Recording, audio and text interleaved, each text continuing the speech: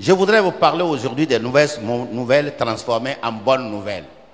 Mauvaises nouvelles transformées en bonnes nouvelles.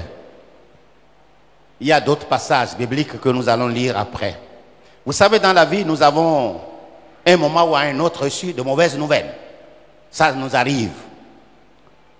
Le décès accidentel d'un ami, d'un frère, d'un parent, la maladie d'un frère, un camarade de classe.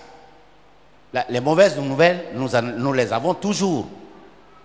Un jour, d'une manière brutale, une femme avait reçu une mauvaise nouvelle qu'elle venait de perdre son mari d'un accident de la circulation.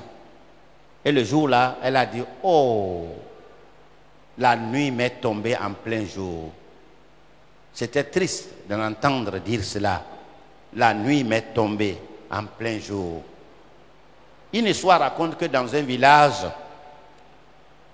quand les gens enterraient quelqu'un, que le mort disait à quelqu'un qui avait la connaissance de la parole des morts, et que c'est lui seul qui entendait ce que le mort disait. Quand on enterrait un mort, le mort disait, le prochain tour c'est un tel. Et lui, il entendait ça. Chaque fois qu'ils enterrent un mort, tout le monde se précipite pour aller, pour dire, mais qu'est-ce que le mort a dit? C'est qui prochainement? Et lui, comme il entendait ce que le mort disait, le mort disait, il a dit, bon, c'est un tel. Oh! Tout le monde avait souvent peur. Un jour, ils ont enterré quelqu'un, et ce jour-là, puisque c'est lui seul qui entend ce que le mort dit, et que avant de sortir, le mort a dit, tu sais, prochainement c'est ton tour. Prochainement c'est ton tour. Quand ils sont sortis et ils sont enterrés, les gens se sont approchés de lui pour savoir, bon, c'est le tour de qui prochainement? Qu'est-ce que le mort a dit? Il a dit, aujourd'hui là, le mort, il a chuchoté, il a bégayé, il a parlé. Je n'ai même pas entendu ce qu'il a dit. Je n'ai pas entendu.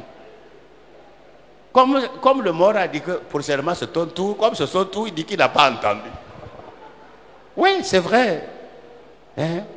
Je n'ai pas entendu. Le mort, il n'a pas bien parlé aujourd'hui. Il murmurait, il bégayait. Les mots ne sortaient pas bien, je n'ai pas entendu. Je ne sais pas. Oui, parce que c'était son tour. Ici, nous voyons que Ézéchias tomba malade. Oh, c'est terrible. Il tomba malade et il apprend que le prophète Esaïe est là. Certainement, Esaïe va lui apporter une bonne nouvelle. Esaïe va lui dire, certainement, il guérira.